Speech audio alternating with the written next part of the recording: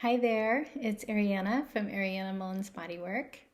And today I just wanted to make a quick video. I was talking with a client today and I just felt like it's something I'd like to share with everyone. We were talking about energy. So she's really dealing with fatigue.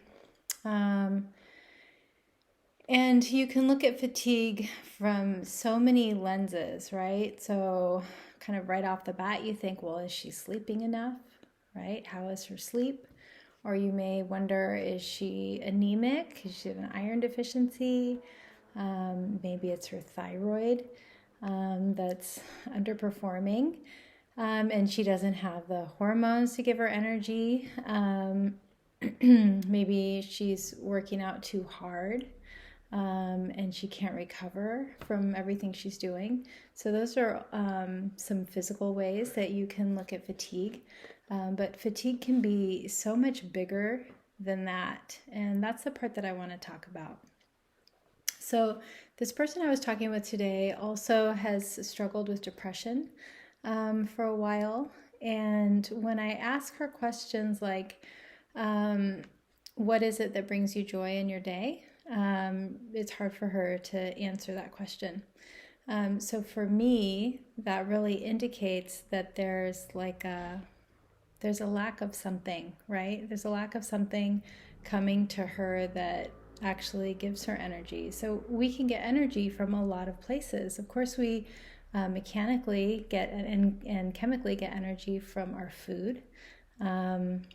That's a huge one.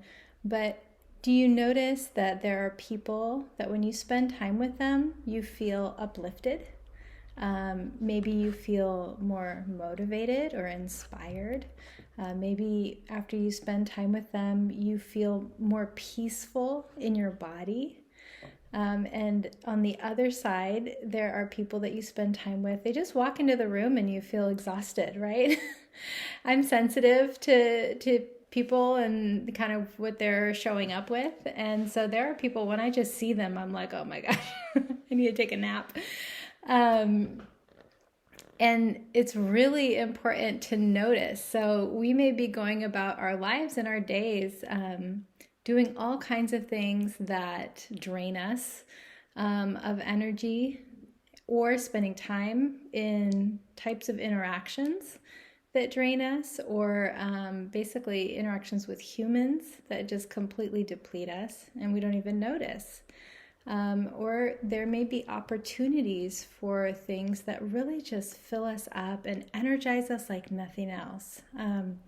For me, I know that I could be like really dragging and feeling worn out, but somebody would say, like, hey, do you want to go dancing tonight? Right? And I might still feel tired, and like the idea of staying up late is just like, oh, I shouldn't do that. I feel so tired. But then once I get there and I'm dancing, I have just so much energy. And even the next day, I keep up that energy that from the joy that I received from doing the thing that I love, right? So there's all kinds of stuff that maybe used to fuel us that we forgot about, that we just don't make time for. We don't prioritize it. But what if we looked at certain activities as taking our vitamins, right? Or looking at the activities that lift us up as important as maybe getting that workout in, right? The way that we interact with the world and the way that we give and receive is so powerful, and it plays out in our bodies and the amount of fatigue we have. So sometimes we don't need more sleep. We don't need more vitamins. We don't need all those things that people are prescribing. Sometimes we need joy. Sometimes we need spiritual nourishment.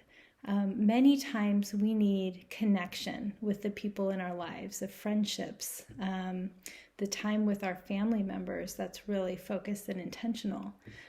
For people who are more on the introverted side, of course, we need all of those things too, but we also need time alone. We might need to spend more time doing crafts or hobbies where we're just by ourselves and we're in a flow state, and it feels really good to be creating something, working with our hands, whatever it is. and sort of processing our lives as we do that, that will bring us more energy. So the practice that I recommended to her, a little bit of homework, which is such a great thing if you're not sure what really brings you life and what drains life from you, is at the end of the day to literally just take 3 minutes and just have 2 categories in your journal. One is the things that depleted me today, and then the other, the things that revived me today. So you just kind of go through your day and reimagine, right? Everything that you did, everyone you saw, what happened. And a lot of things may just be neutral, but keep an eye out for the interactions, the activities, the situations that really left you feeling depleted. And then also really be an incredible detective for the situations, people, interactions, and activities that brought you some joy, that gave you a little more life, that felt restorative to you, and write those down. You don't have to try to change anything in your life, actually. Usually just noticing what works for you, writing it down, just noticing is automatically going to change some of the choices you make and what you bring more of into your life, what you try to limit in your life. You don't have to do a total overhaul of your life unless you want to, but just noticing day by day, what is it that is giving to me and nourishing me? What is it that is depleting me and taking away? And how am I relating to the way that my day goes, right? All the things that are on your list in a day, how does that feel to you? What is your relationship with all of those things?